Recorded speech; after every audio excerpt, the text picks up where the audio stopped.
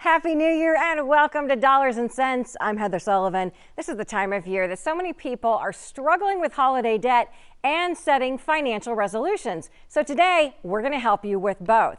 First, I'm going to introduce you to a man who paid off $60,000 in credit card debt, and we will show you how he did it. Joining a gym can help you reach your fitness resolution, but it might give your financial resolution a workout. But don't sweat it. We're going to show you low cost and free ways to break a sweat. How a 9-year-old girl has become a very savvy investor, the app that's helping her do it, and what we can learn from her. And turning what's old into something new again. How a woman is redesigning vintage jewels into beautiful modern-day jewelry while also helping to fight domestic violence.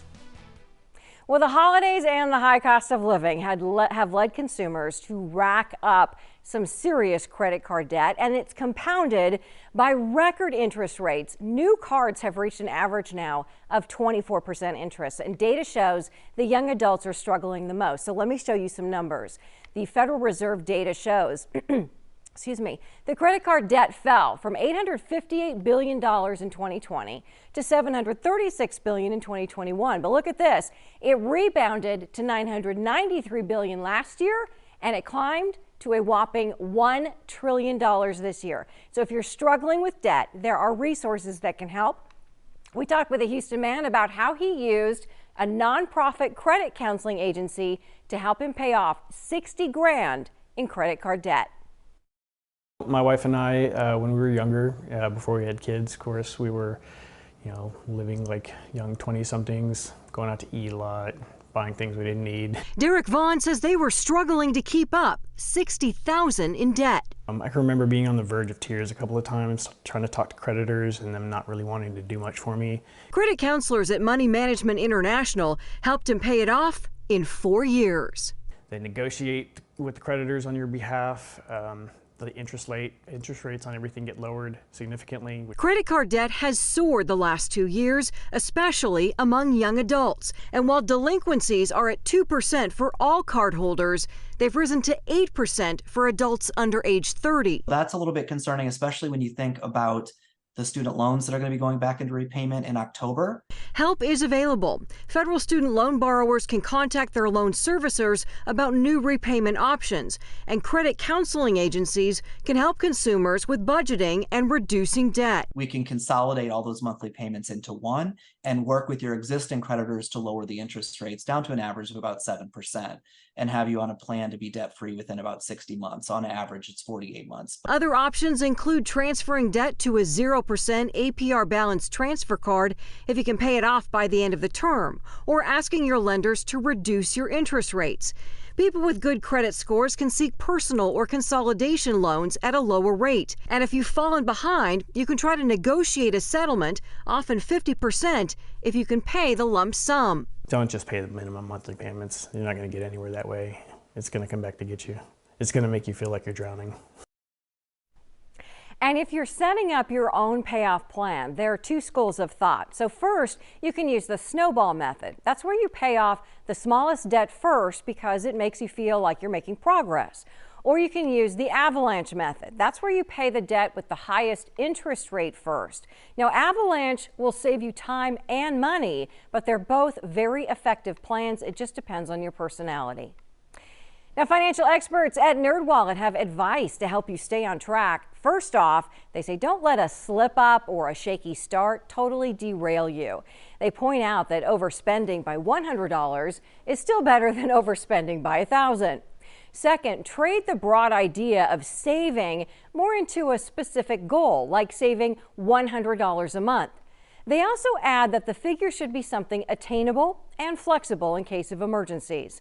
And finally, make automation work for you. Use a savings plan that automatically takes money out of your paycheck and puts it into a savings account that you can use toward a big ticket item or even to pay down debt. And if you are trying to save money in 2024, take a close look at your subscriptions. The average person spends $219 a month just on subscriptions. They include everything from streaming services to fitness and diet programs. The Nielsen Company says last year, streaming beat out cable for viewing for the first time ever, with mobile devices making streaming even more popular. But some streaming services implemented recent price increases again. So reports say that while cable TV ranges from $83 to $125 a month, streaming can run you an average of $147 a month, depending on how many add-ons or bundles that you have. So consider dropping a subscription or two, or use lower cost options that come with the commercials. Well, the new year is packed with resolutions and trends, but now there's a new one that's really taking off, and it could really help your wallet. Fox's Christine Russo takes a look at No Spend January. Well, every January there are new resolutions and trends, and the latest one is more of a challenge. It's called No Spend January. The idea is to spend only on things you absolutely have to. That means for the month, you only spend money on your bills or essential costs like rent. Some say it's harder than it sounds. It's the football playoff season. I've been spending weekends watching a lot of games and drinking beer with my friends and whatever else. If I had to cut back on that, that might be a little bit tough. Probably just food. I don't know, eating out once. No Spend January is more of a full year lifestyle for others. In general, I try to throughout the year be a bit more frugal so I don't have to do that. Not spending a lot in a certain time period and then make up for that in another time period. Financial advisors say spending on what you need can help you get your budget back on track after holiday spending. Ideally, when we work with clients, we'd like them to find more of a balance with spending. But I think it can be a useful exercise. For sure, for people to see how far they can go and how much they really can cut and be okay. Getting your friends on board is also a good way to help you stay accountable. You can even make it a fun exercise to see how creative you can be. Have some friends over, bring your nail polish, a nail polish remover, and make a night of it. You can have fun with friends, make it more social, and also save money. In Upper Manhattan, Christine Russo, Fox News. Some great ideas. Now, if you're dreaming about taking the perfect trip in the new year, there are some things that you should be doing right now to prepare. Because a Wall Street Journal report says if you're like many Americans looking to go to Europe this year, you want to be flexible with your dates. We've got the Summer Olympics coming up. They're going to be in Paris, so prices are expected to be higher than normal across Europe. They also are suggesting that you keep track of the various programs and points that you have to save money. You can also find the cheapest prices by setting price alerts on Expedia and Google. And finally, travel experts recommend renewing your passport now so that you don't have to pay a rush fee. And if you want to visit a national park, by the way, during the summer, you need to make that reservation pretty soon as well. Well, interior designers might be busy this year. It looks like the stagnant housing market is on the verge of getting a big boost. A number of significant improvements are coming soon, and that's according to the real estate brokerage firm Redfin. They predict that home prices will drop 1% over the year, and they think mortgage rates will drop a little bit as well, enough to attract more buyers. And January is the time that many people join a gym to reach their New Year's fitness resolutions. But membership prices can mean some heavy lifting for our wallets. A survey by Finder found 6 million people spent $397 million last year on gym memberships that they never ever used.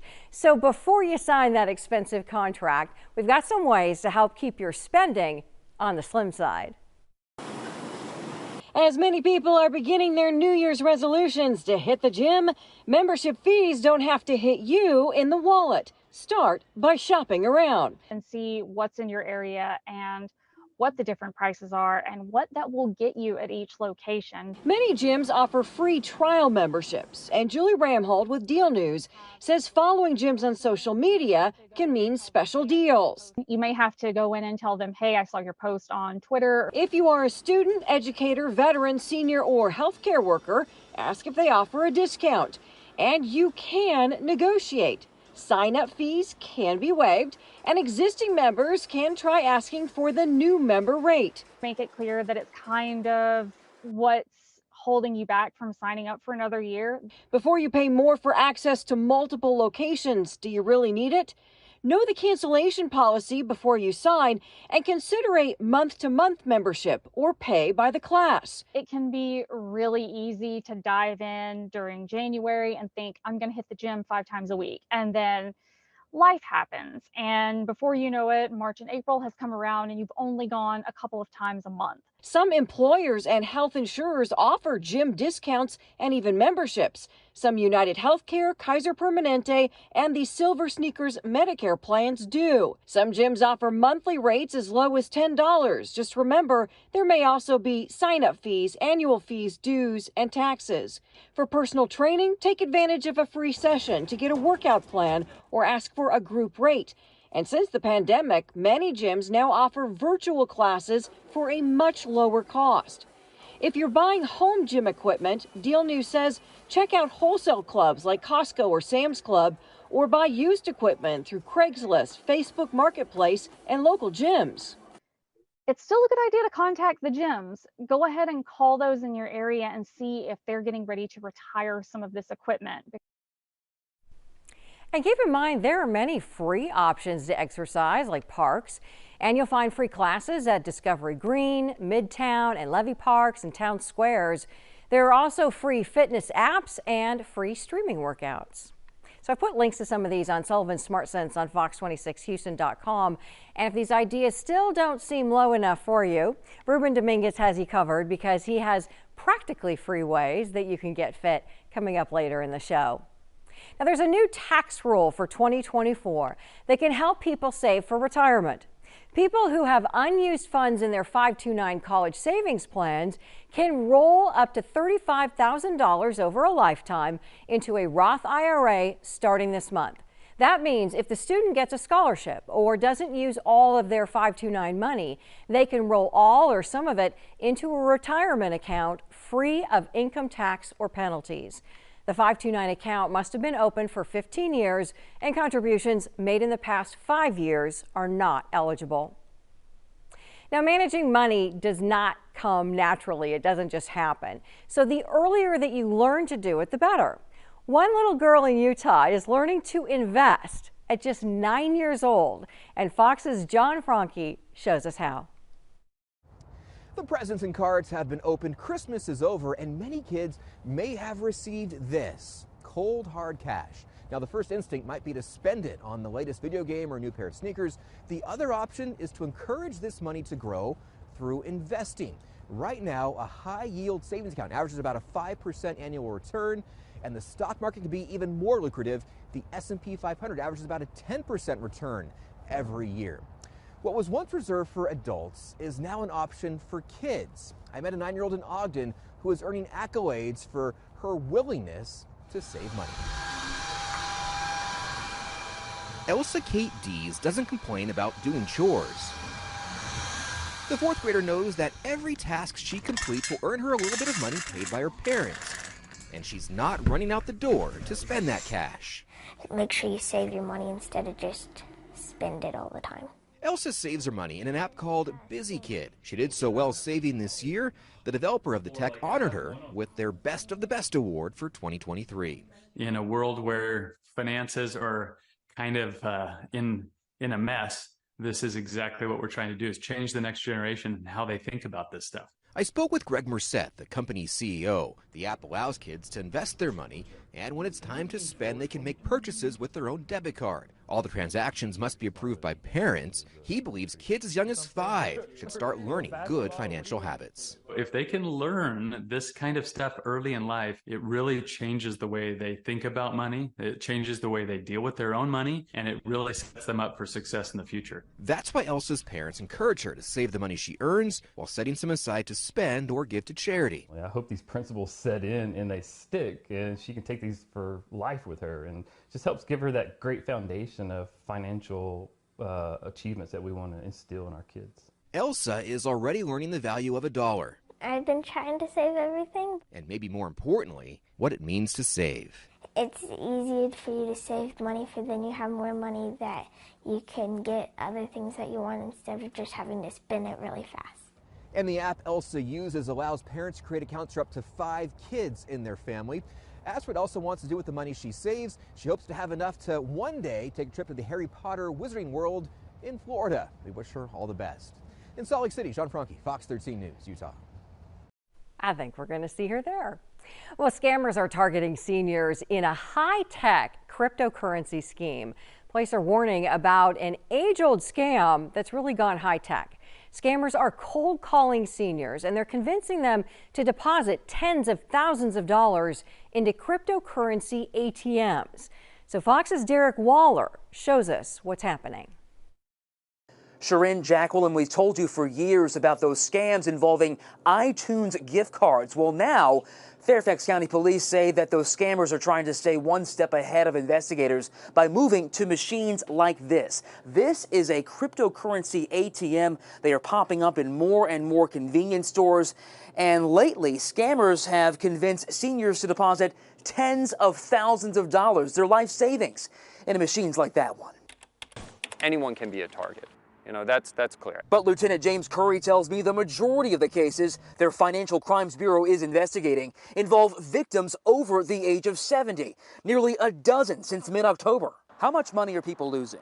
It can be tens of thousands, if not more. One Fairfax County resident, 86 years old, scammed into depositing $25,000 into a crypto ATM like this one back on November 30th. It starts with a cold call on your phone, the scammer posing as some sort of business or government agency, threatening to shut off your electricity or send you to jail if you don't pay your back taxes. There's always going to be a component of fear involved in these scams, the urgency that you need to act immediately to either save yourself from some sort of arrest, financial burden. And unlike with gift cards, with crypto, it's harder for the cops to track down who's behind the transaction. We want everyone to take a moment, breathe, even hang up the phone. And again, worth reminding that no government agency, no bank is ever going to demand money over the phone.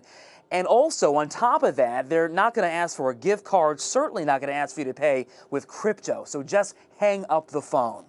In Tyson's Tonight, I'm Derek Waller. Jacqueline, Sharon, back to you. Well, it is time to take down those holiday decorations. Now, the good news is some of it can be recycled, but many of them cannot. So Fox's Steve Noviello shows us how to figure that out. Smart recycling is essential so that your waste doesn't compromise what is suitable for recycling. During the holidays, most of what you're ready to dispose of is actually not suitable for curbside recycling. Things like your artificial tree, lights, tinsel, and ornaments are never right for recycling. And that holiday gift wrap that's glittered or made of foil also can't be recycled. Plain paper, on the other hand, can go into your recycle bin. Bows and ribbons are a big no, so go ahead and save them for next year and recycle them by using them on another gift. Lots of new toys and gadgets mean some of the old stuff might get tossed. When it comes to e-waste, you're best to donate what's in good working order. If things are broken, many toy manufacturers have recycling programs that you can use directly. As far as gadgets like cell phones, computers, and printers, companies like Republic Services of Plano collect e-waste generally in the spring and fall, so pack those items away for collection day. Lithium batteries should never be recycled or thrown in the trash because they can explode if dropped or punctured, resulting in fires. At the end of the day, donation is likely your best bet for many gently used items like toys and clothing. And when it comes to curbside recycling, remember the golden rule. The more clean, plain, and dry it is, the more suitable it is for recycling. A link to recycling tips from Republic Services right now on our station website. And when you come see me online, facebook.com/SaveMeSteve. You know, and the popularity of thrifting has really taught us all that turning what's old into something new can be a great money saver and a great history saver. And no one knows that better than a jewelry designer who's turning vintage antique pieces into modern day jewelry. And she's also helping victims of domestic violence at the same time, as Fox's Mary McGuire shows us. Cotte Designs is Meg Smith's love letter to a bygone era. These are very old. They're from the turn of the century. Each piece is handcrafted by Smith in her Minneapolis studio using vintage and antique Swarovski crystals and German and Japanese glass. What's fun about it is that I can kind of pull up these old gems from years and years ago and make something special and new out of them. But behind these beautiful baubles lies a painful past. Smith escaped domestic violence with her 3 young children, staying in shelters and motels as they made their way back to her home state years ago. Initially, she made jewelry as an outlet, but after selling to a handful of consignment shops, Cotte Designs was off and running. It's something kind of kept my sanity and kept me going through all the hard times. Her jewelry is now sold in 9 different states, including at more than 20 locations here in Minnesota. She's also introducing a line of tea towels with prints of her original artwork. But Smith hasn't forgotten what it took to get here. She donates a percentage of sales to Women's Advocates, the first domestic violence shelter in the nation, located in St. Paul. We had so many people help us along the way because I had children, and it was excruciatingly hard, painful, traumatic. And it was important for me to give back in some way to the community once I landed on my feet. Smith knows how critical shelters are for those trying to escape a dangerous situation, and hopes her story and her jewelry can help shine a light on the silent epidemic of domestic violence. Reporting in Minneapolis, Mary McGuire, Fox 9. And they're such beautiful pieces, too. Okay, now we are circling back to those New Year's fitness resolutions because we know joining a gym or hiring a trainer can be expensive. So Ruben Dominguez teamed up with a fitness trainer to show you some very low-cost ways that you can get fit. Some of them are practically free. If you're ready to start working on that new you in the new year, guess what? You can do it at home and you don't have to spend a lot of money. Tony Jones, he's the owner here at Mo City Fitness. Take us through some of these options here. So what we have here is a medicine ball filled with sand, and this is $15. You get this online, Academy, Walmart. Comes in different weights too, right? Weight pound, 5, 10, 15-pound weight Got increments. it. Okay, what do we have here? And here we have the lateral band. And what Stacey is performing is what we call a leg extension for the quad muscles. What's that cost us? About $10. Love it. Moving through. Well, Daisha has a stretch band, so what she's going to do is she's going to go into an immediate stretch after her workout. She's stretching her hamstrings. Now take it into a glute stretch, Daisha. Go right into a glute stretch. Very important to stretch, obviously, if you're working You out. definitely want to stretch after your workout. And that costs us $5? $5. I love it. Now, what's happening here? Now, here, Ruben, we replace the step with a brick. Because these are $40. Yeah. $3 to $5. Home Depot or Lowe's. I love it. Okay, what can you do on it? We're gonna perform a stagger squat. Here, just up and down. And what she did this time, she added the band. She added a little band. Yeah, I saw her earlier just doing it without the band. So you add that resistance, increase. How much are the bands? The band's only $3 to $5, or you can get a bag for $10. Love it. All right, and we're going to finish up with? Well, Brianna, she has a weighted vest. It's a 10-pound weight vest. Okay. And what she's performing is a plank with the arm extension. Okay. Now she's going into the little bike. And with all of these, you can do multiple exercises with all of these. You can definitely do multiple exercises, and the good thing about it is, Ruben, it's under $20. I love it. So there's no excuse. No excuse. New year, new you, guys. I love it, Tony. Always a pleasure. Guys, Mo City Fitness, if you want to hit the gym, come check them out here in Southwest Houston. Ruben Dominguez, Fox 26 News. Awesome ideas. Thanks, Ruben. And thank you for joining us. That's our show. You'll, of course, find more ways to save every day on Sullivan Smart Sense on fox26houston.com. Keep sending me your questions and comments on Instagram, Facebook, and Twitter. It's all Heather Sullivan, Fox 26. I love hearing from you. And we'll see you next time on Dollars and Cents.